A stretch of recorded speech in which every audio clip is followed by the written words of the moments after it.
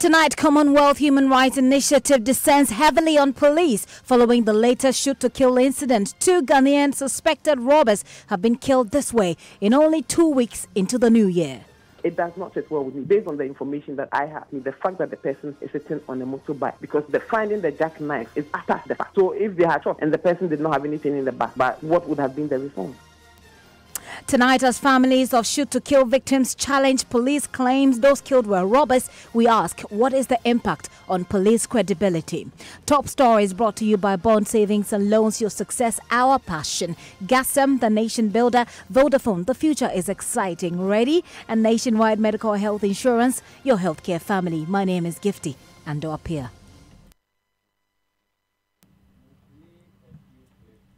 Tonight, the Commonwealth Human Rights Initiative has taken on the police in its latest shoot-to-kill of 2 Ghanaian suspected robbers in only 2 weeks into the new year. One in Teshi here in Accra and the other in Cape Coast in the central region. But in both situations, families are contesting claims by the police. In November last year, government directed that the police administration interdicts 21 officers in the Manson Kwanta shooting incident in which 7 persons were killed and branded armed robbers by the police. Investigations, however, revealed there is no evidence to establish that the 7 were armed robbers.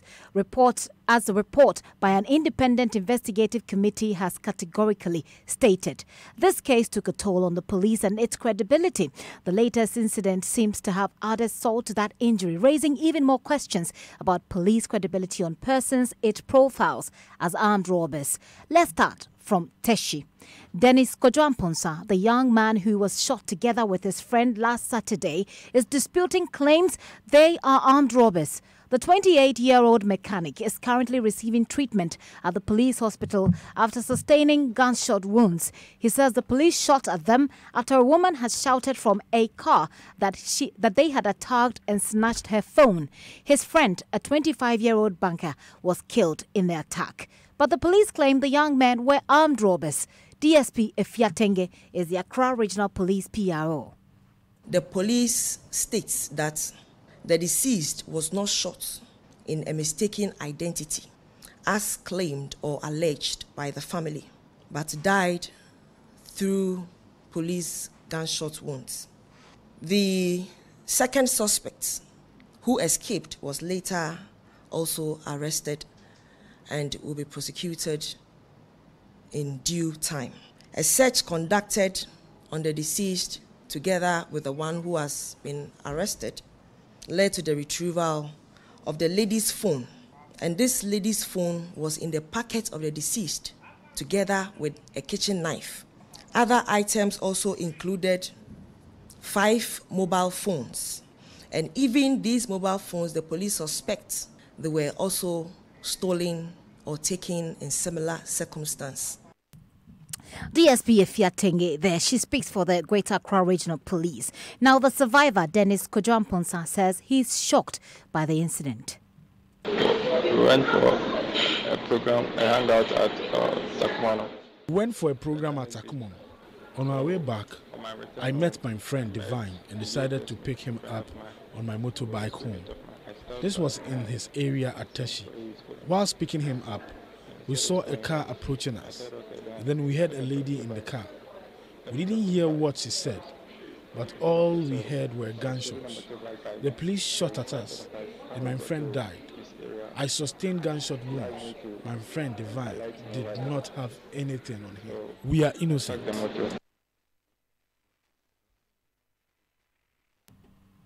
So that is the survivor, Dennis Kojo-Amponsa, speaking there. Tonight, we're hearing from the victim in this incident who spoke to Accra-based City FM. We've decided to hold back her name to protect her identity, but take a listen to her.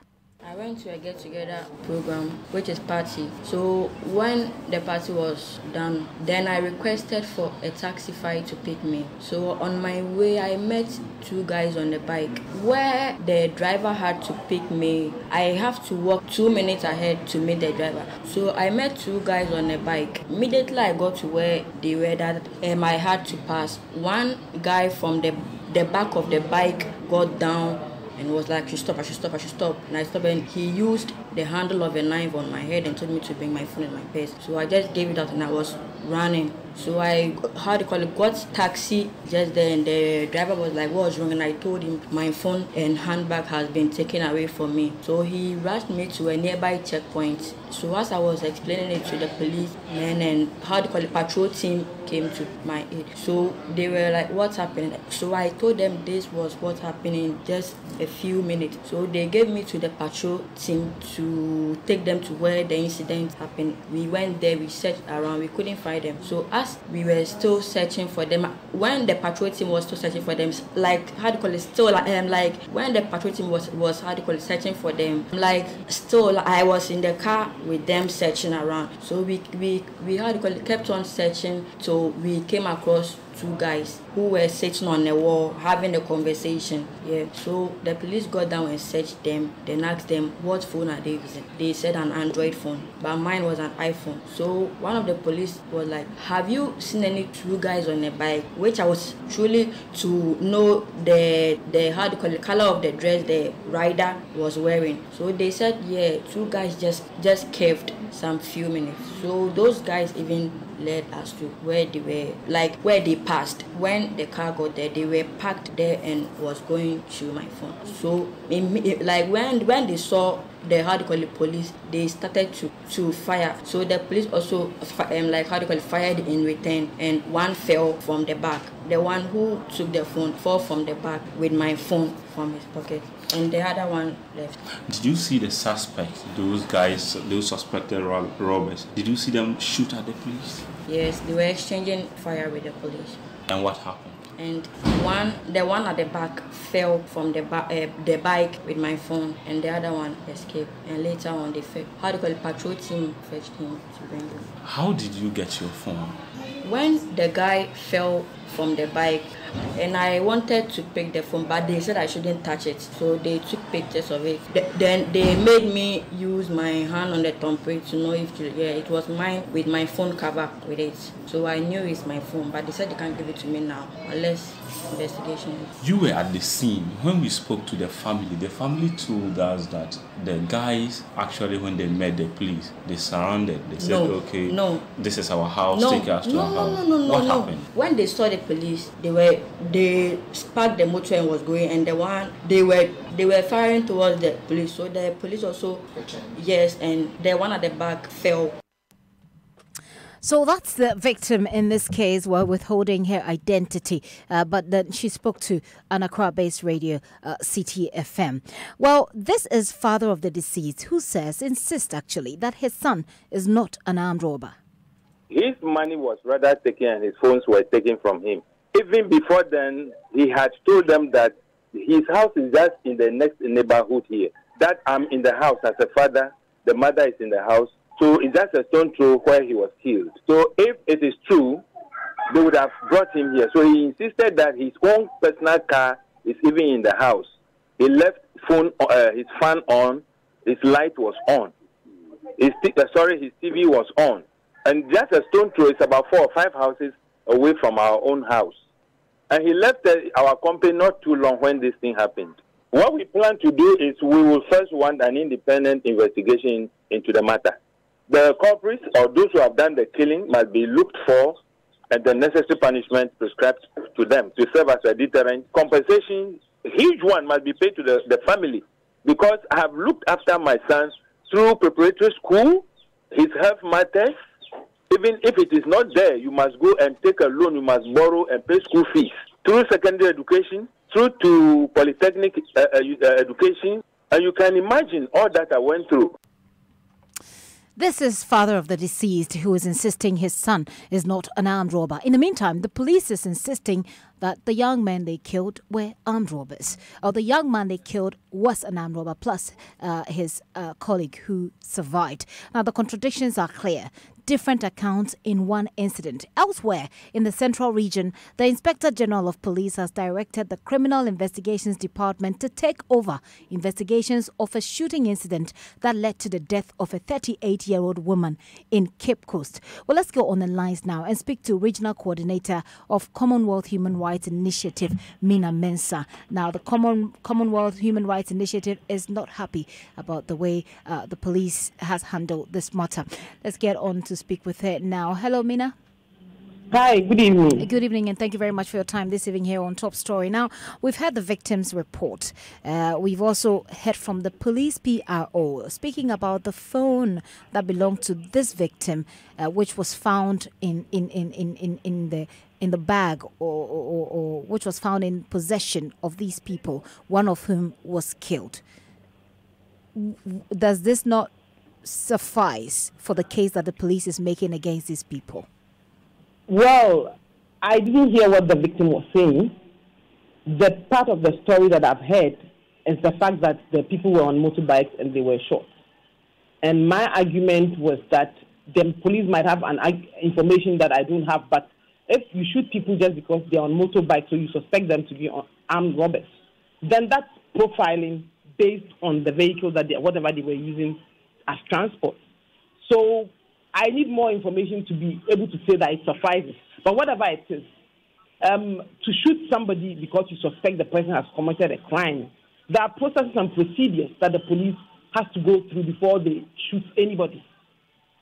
Were those processes gone through? So for me, and now the victims, the suspects, and their families are contesting the story of the police. And unless an independent investigation is conducted, it's their word against the victim's word. And we've seen several instances where the police have said one story and the victim's family also says another story. And then the last one in November came up that, the things that the police were saying, including the fact that they said they had evidence, they had guns there and everything, turned out not to be true. So for me, from the top of my head and from what I've heard, I cannot say that the police are justified. It is only an independent body that can say that. And that is why the Commonwealth Human Rights Initiative has been calling over the years.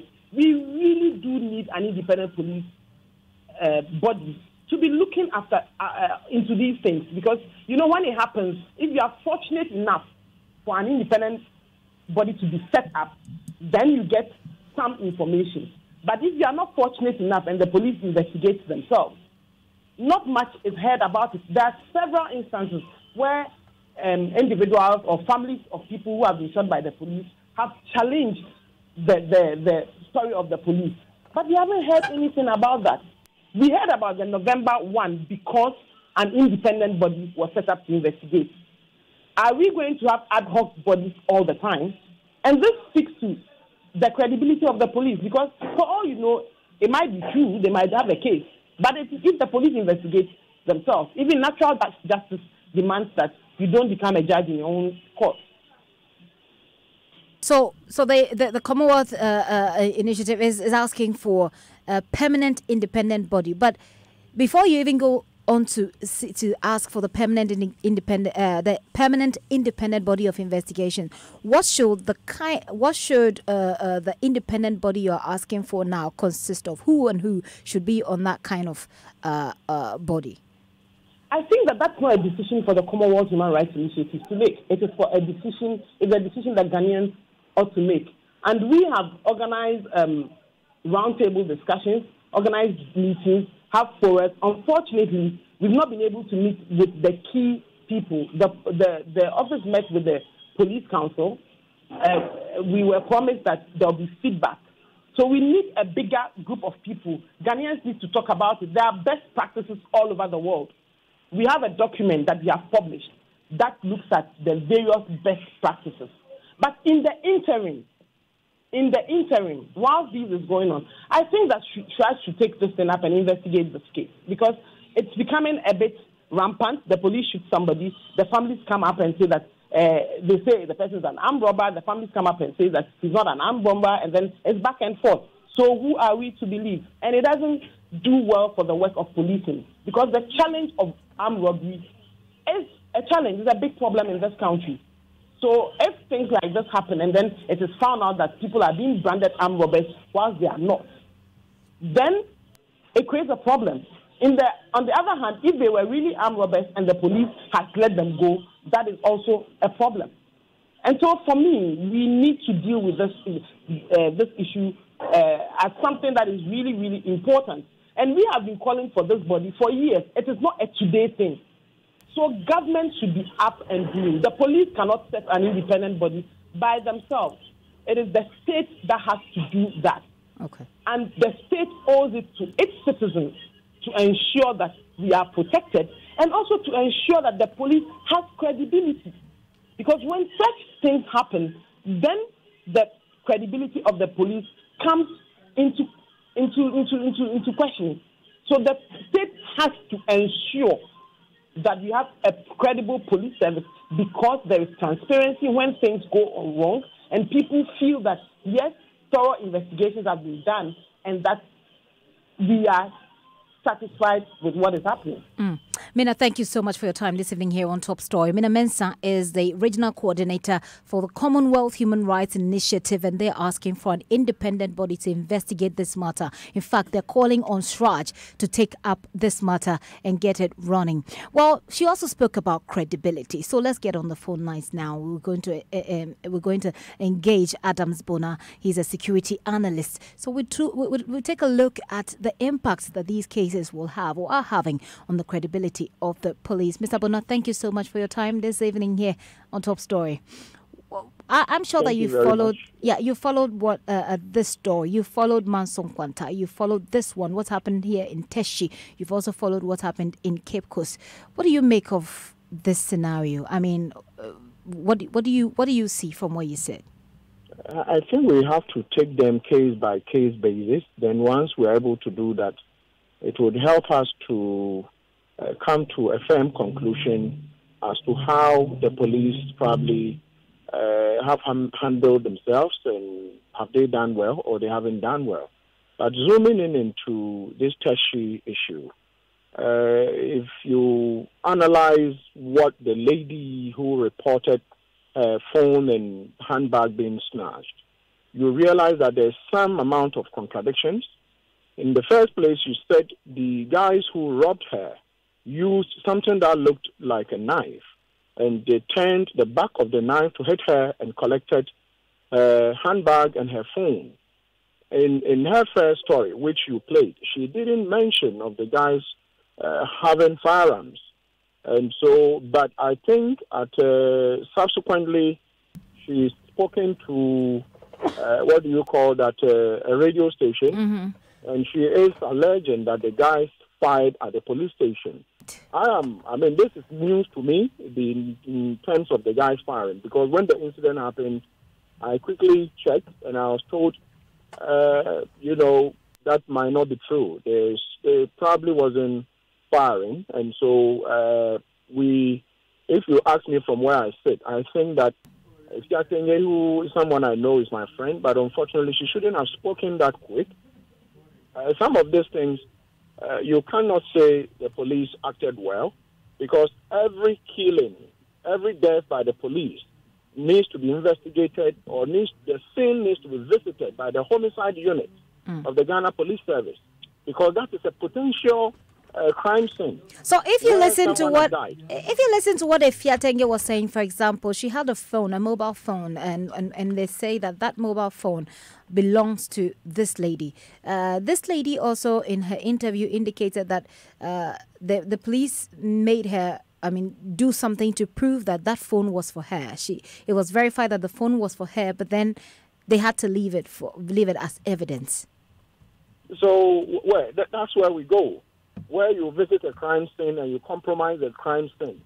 The police, first of all, have shot somebody, the person fell, either declared dead there or they be sent to the hospital for a medical officer to declare this person dead. You would need a medical officer to declare someone dead. And so at what point did this person die? What the lady said, I'm going by what the lady said, is that when the victim was shot, the person fell, the two of them fell, and the phone fell off, and they asked her not to touch it. That is proper crime scene management. You call in the place of either the medics come in, and then they pick the person up, and then they do what they have to do, while the homicide unit is also there to pick out fingerprints. And once the gun was shot, and we are told now that the guys were firing, definitely there will be bullet casing. There will be shells here and there picked, indeed, and maybe gunpowder. And so the ballistic unit, they have to be in once someone dies. And so I think that certain things don't add up. And I'm hoping that this case will be transferred, just like the Central Region one, to the police headquarters for thorough investigation to be conducted, so that needlessly citizens don't become victims. Well, the police has also said that once people begin to complain about the way they tackle some of these cases, because they say that armed robbery has been rampant. So once they try to put in some effort at dealing with the problem, and people begin to, they get this backlash, it demoralizes them, and that makes it difficult to fight crime. I thought there was a saying that it is better to free 1,000 armed robbers than to lock one innocent person in jail. And so if that becomes a yardstick or an excuse to say, okay, we've got to fight armed robbery. Yes, fight armed robbery. We would urge them, encourage them. But that is not to say we, excess use of power, extrajudicial killings, like what happened in Manson Quanta. And so for me, I think that I'm hoping and praying that the IGP will call for this case to be transferred to the headquarters for due diligence to be done. No one should die, this way. For me, certain things don't add up. I don't want to go beyond that, but certain things don't add up. Well, so we could say that it's still early days yet. But whilst we take our time to wait for this investigation that both yourself and the Commonwealth Human Rights Initiative are calling for, let's look at the bigger picture briefly before we wrap up. There are concerns that these cases, especially what happened in Manson Quanta, where later on these 7 who were killed were cleared as not being armed robbers. Following these cases, it's taken a toll on the credibility of the police as far as the people that they profile as armed robbers is concerned. Yeah, that is true, because then, some of us have called into question the resources available for the police in terms of training. You send police officers for 6 months training, and they are sent out, and you give them AK-47 loaded with bullets, and they don't go for refresher training. Definitely, they wouldn't be performing well. And so for me, their credibility, you wouldn't say all of them, but a few of them, miscrimes among them, sometimes I don't even know how to do proper profiling. And, temperament test is supposed to be one of the things some of us have asked for. A person, any firearms instructor who is going to train you, you are taught that your firearm is supposed to be the last thing under extreme provocation. You are not supposed to discharge it.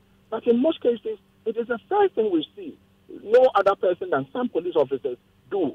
The first thing, they pull the trigger, and the innocent people die. And so, yes, we need to ask that a lot be done, a lot of resources be put into it, especially with their training and the kind of people who are who are recruited into the service and sent out there with guns and ammunition.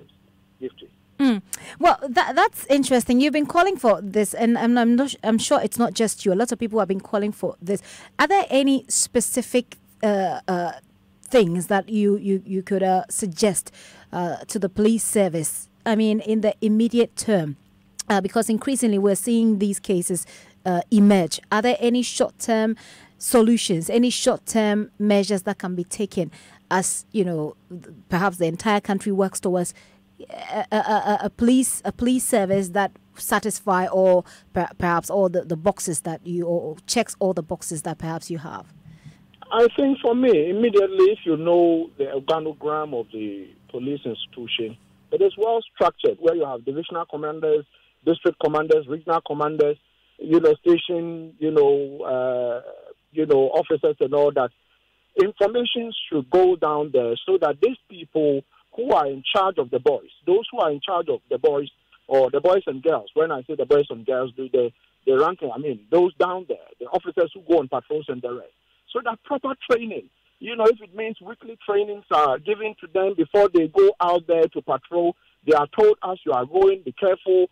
the people. You are supposed to be protecting the people, not killing them. I believe that pep talking, giving these people tips here and there, if it is daily or weekly, that would be an immediate solution to some of the things we are seeing. Then probably going forward, where we can have periodic training at the proper police training institutions for these people to be trained. But at the moment, immediately, I believe that the IG and his lieutenants, the deputy IG and the rest, they could do this, the commissioners could do this by making sure that trainings can be conducted at the, at the station level, at the divisional level, district level, regional levels for those who go out there to protect us. Until then, as we speak, some of them are going to be deployed this evening, but what information have they been given?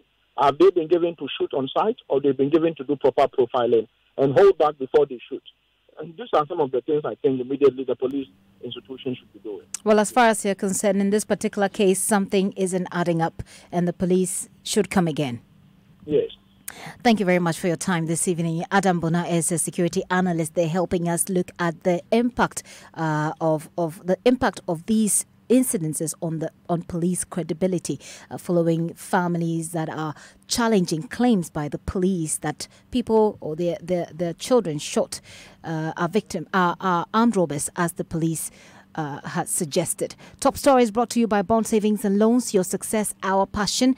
Gassam, the nation builder. Vodafone, the future is exciting, ready. And nationwide medical health insurance, your healthcare family. My name is Gifty Andor-Pia. Many thanks for your time. Very soon, Evans Mensah will be connecting with the rest of the world.